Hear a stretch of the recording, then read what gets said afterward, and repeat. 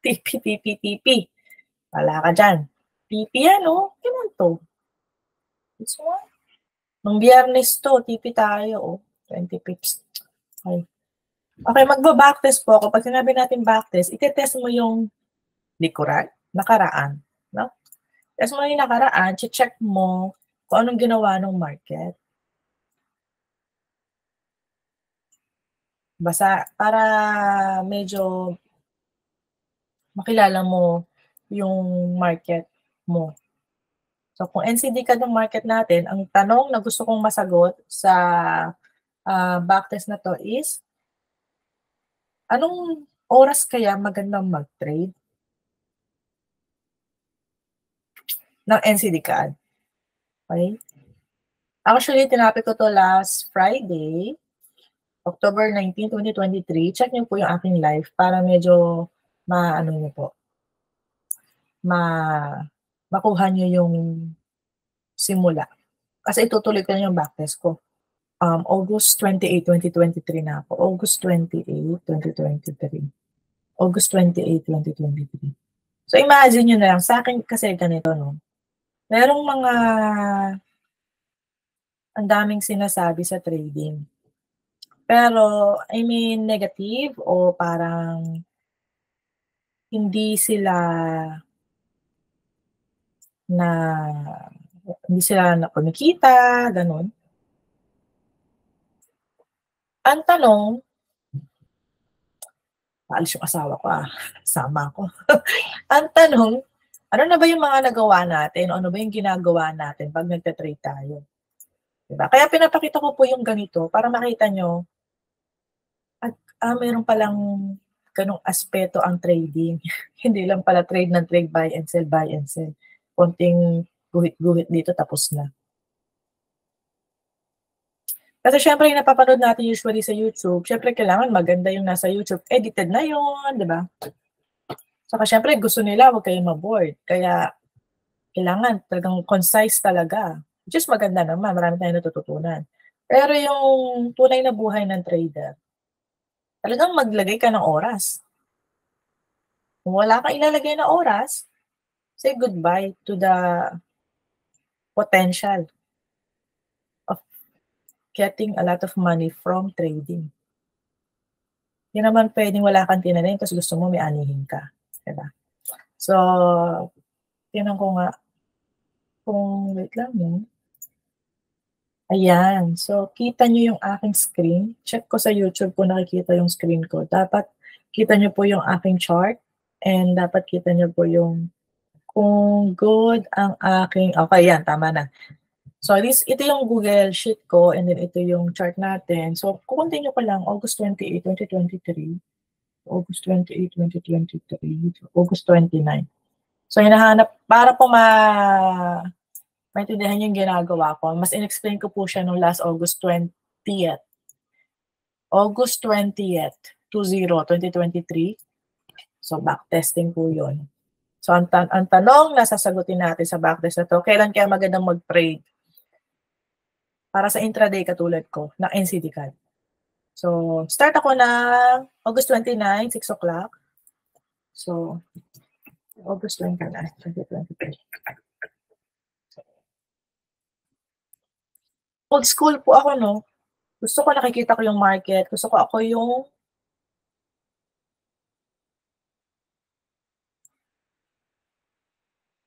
yung nagme-measure ng mga candles. Oras na tapos.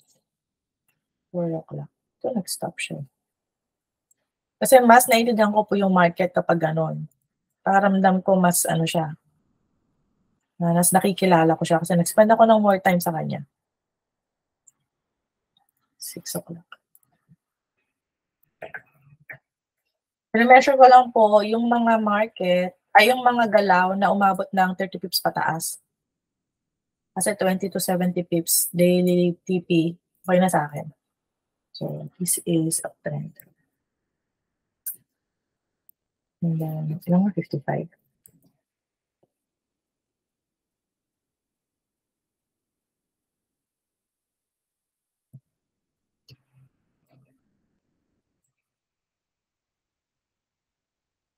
40 pips.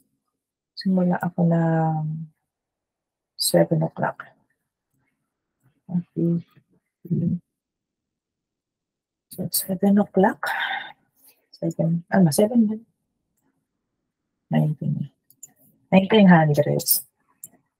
Maraming mga software para sa pagba-backtest, no, ng iba't ibang klase ng backtest. Pero ako hindi ako gumagamit ng ganun. Kasi nga mas gusto ko nga yung nabababaran ko yung market na yun. Mas nakikilala ko siya. Kasi pag gumamit ka ng software, mabilis nga, pero parang hindi ka naman masyadong na-immerse doon sa market. Nakasalalay dyan yung pera ko eh.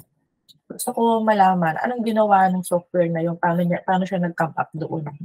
Mabilis siya, pero mas gusto ko pa rin yung ganito.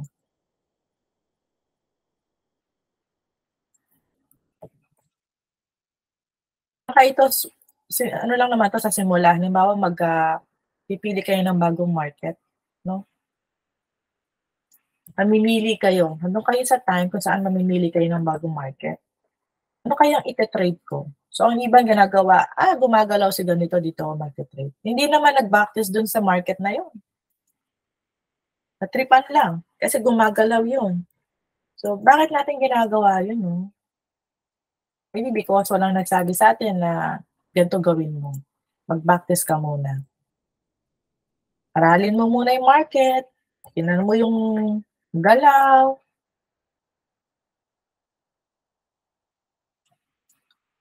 Aralin mo yung galaw. Kabisaduhin mo yung galaw ng market. Walang nagsabi siguro ng gano'n sa atin. Kaya sinasabi ko po sa inyo ngayon. Wag lang po tayong pasok ng pasok sa market. Lagay ng pera natin. Pag nakita natin gumalaw, gagawin na natin. Trade na tayo doon. Kasi gumagalaw eh. Di magte-trade tayo doon. Kilala mo ba yun? Ba't ka maglalagay ng pera sa isang tao o bagay o market na hindi mo kilala? Diba kung makasalubong niyo ako sa kalye, hindi niyo ako kilala, hingi akong pera sa inyo, bibigyan niyo ba ako? Siyempre hindi. Hindi niyo naman ako kilala eh. Diba? Bakit tayo naglalagay ng pera sa market na hindi natin kilala?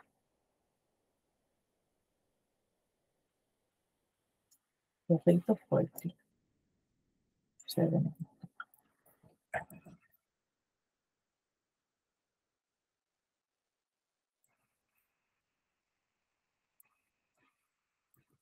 Pag gustuhan natin kumita agad, kaya natin ginagawa yun. Pero actually, naubos yung pera natin.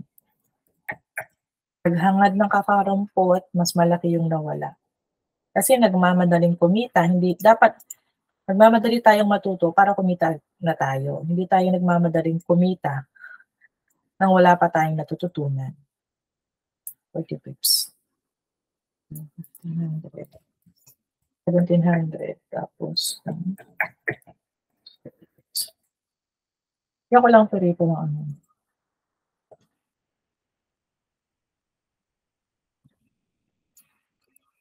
Ito lang perito ng konting comment lang.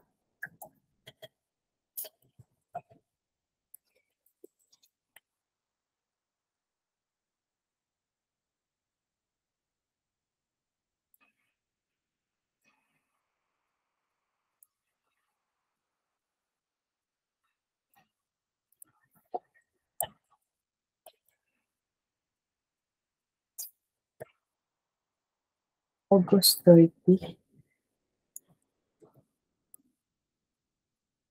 1,500, 6 o'clock. Mula 6 o'clock, pumalaw siya, sabihin, hanggang ng 65 pips hanggang 10 o'clock ng gabi. So, umakyat siya ng 65 pips. Tapos, bumaba ulit siya.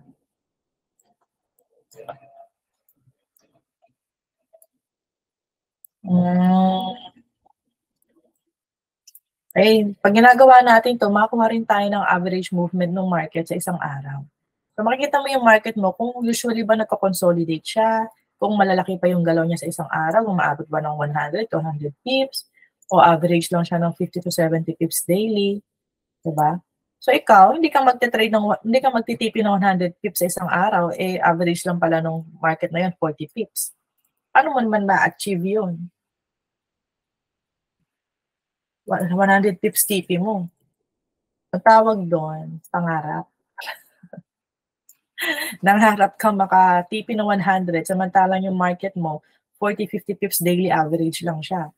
So, minsan, siguro, ma-achieve yun, pero kaya nga may tinatawag na average, di ba? Most of the time, yun ang mangyayari sa kanya. So, yun ang usual yung galaw.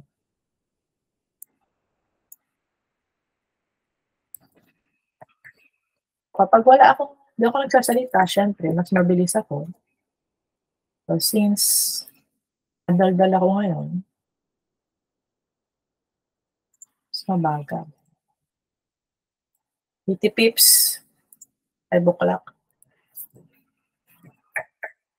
Sorry, hindi ako.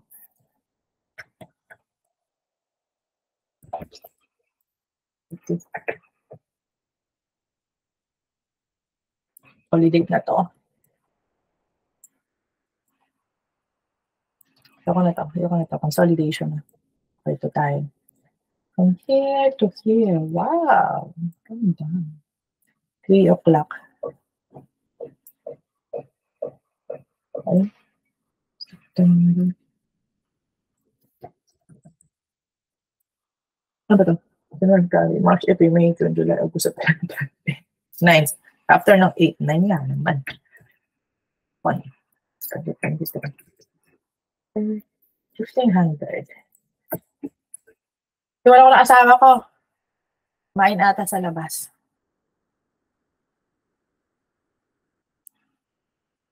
$103. So malamang may red folder to. Oras. Ito, 9 o'clock. 500. Just up. Red. Diba? Nandito lang. Tapos pagdating ng alas 10,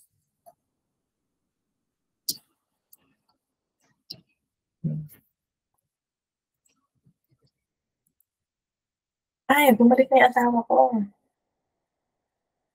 Fingerlig yung kotse. Okay, stop siya rito. 64 pips. 64 pips. 64 pips. Ng, oras to? 10 to 12. Okay. 10 o'clock to 12 o'clock. Tama ba? Tapos down. Tapos 65 pips. Okay, consolidation. Ayoko niya. Start tayo rito. Dito tayo. Ito. Bahay ng door. So, mula dito. Dito.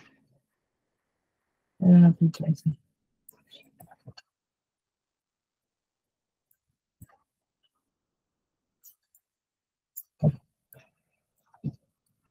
Aba hanggang dito. Okay? September 5. Yeah. Copy. September 5. 7 o'clock. So, halimbawa, ipapatilik natin yan, di ba? Titignan natin kung ano yung mas marami, kung ano yung mas konti. Tapos yung pinakamarami, kung kasya sa schedule ko, halimbawa, mas marami siya ng alas 7 ng umaga hanggang alas 9 ng umaga, simula yung galaw ng trend niya. So, iti-trade ko to. Pwede yung kukuhan ko siya ng mga ganong oras bago dumating yung oras na yun para nag-prepare na ako, no? So, ganon, kung magagamit itong data na to. So, imagine yung ginagawa ko, guys. Tapos imagine niyo yung ginagawa nyo. So, hindi ko alam kung anong ginagawa nyo. Pero hopefully, mas marami yung ginagawa nyo sa ginagawa ko. Okay? So, kung mas konti yung ginagawa nyo sa ginagawa ko, tapos natatalo kayo, eh, baka kulang yung ginagawa nyo.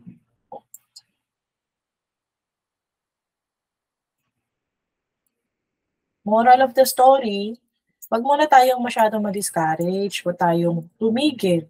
Pinasok natin yung trading, it's because nakita natin yung potential, narinig natin yung potential from other na sa mga trader na nauna na sa atin, 'di ba? Nag-share ng kanilang magandang story.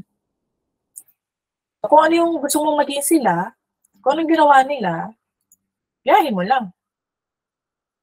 Gano'n lang naman ang buhay. Kung gusto mong matutong magluto ng adobo, di kunin mo yung recipe ng adobo. Kung paano yung gusto mo adobo ng nanay mo, gayahin mo yung ginagawa ng nanay mo. Kasi mula, hindi mo ba makukuha yon. Pero pag hindi ka tumigil, eventually, makukuha mo rin yung adobo ng nanay. Ano? So, kung gusto mo makuha yung nakuha ng iba, gawin mo kung anong ginawa ng iba. Baba. Asan yung ginagawa ko? Dal ko kasi. Down, hindi siya down, up to. See? Kasi, yun ang mahirap. Pag masyadong maraming ginagawa yung brain cells natin at the same time.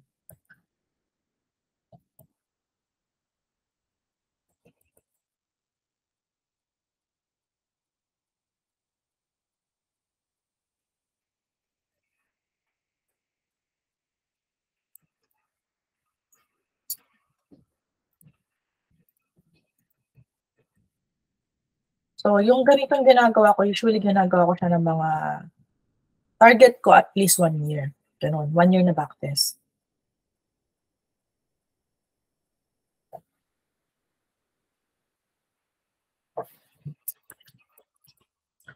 Para mas maraming data, mas reliable yung gagawin ko, diba? Pero walang 100% sa market, ha?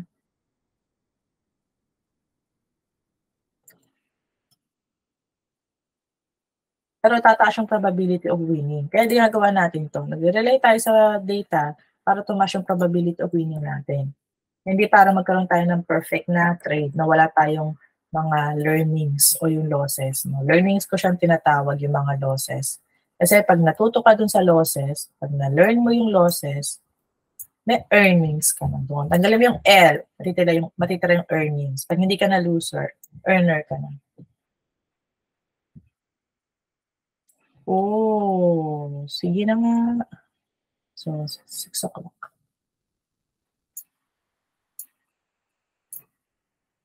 I really have to stop this now. So, last na to. Tutuloy ko na lang to offline. Dahil, hindi pa ako nakain at mag-aalas 12 na dito.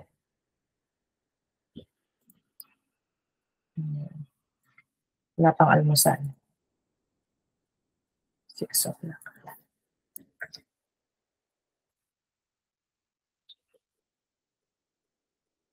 Ano ba to?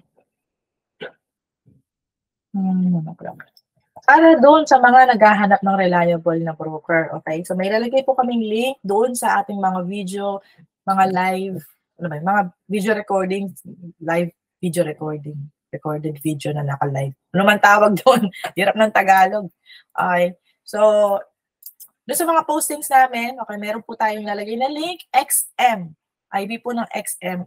Kami po ay connected sa XM. So, meron po ang XM na kung magde-deposit kayo bago kayong gawa yung account nyo, 100% deposit bonus. Ibig sabihin, pag nag-deposit kayo ng $100, magiging $200 yung leverage nyo. Hindi nyo mawi-withdraw yung bonus ng $100, pero magagamit nyo siya sa trading. So, lalaki yung leverage nyo. So, wala pong time limit yun. Anytime na makapag-deposit kayo. Maximum of $500 na bonus. Okay? So, ang maganda rin po kung gagamitin niyo po yung link namin, kapag po nakapag-trade kayo ng 1 lot, every total 1 lot yung trade, meron po kayong cashback na $1. Gamit po yung link na ilalagay namin dito, sa account ko po. Okay? XM po yung ating broker. So, ibig sabihin, kapag, di ba, meron tayong lot size na 0.01, 0.01, gano'n, 1.00. Kapag yung mga lot size nyo, nag-total siya ng 1.00 o 1 lot, equivalent ng 1 lot, meron kayong marireceive doon sa account niyo automatic ng $1. So kung halimbawa nagte-trade kayo ng madami, so syempre madaming $1, makakatulong din 'yon, di ba? At kapag po kayo nag-deposit ng $500 pataas, isang bagsak, $4 naman po yung mare-receive nyo kada magte-trade po kayo ng 1 lot. Basta po yung account nyo ay standard account or micro. Okay? Account, standard account, or micro account, makaka-receive po kayo ng cashback na $1 sa any amount of deposit basta nakapag-trade kayo ng 1 lot size. 1.00 equivalent na lot size. And kung nakapag-deposit kayo isang bagsak na $500 pataas, pero naman po kayo mare-receive na $4 every trade nyo na may equivalent na 1 lot. 1 lot. Okay? So, 1.00 lot size. Okay.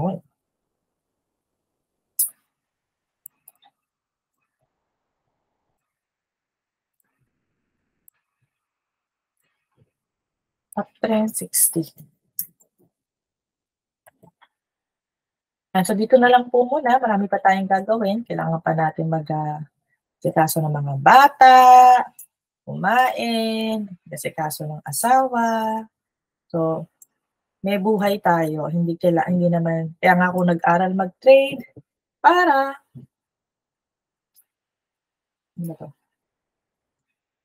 may oras ako sa ibang bagay. Okay? So, meron pa tayong full-time work, may part-time work, meron tayong coaching, meron tayong anak, 2 junakis sa maliliit.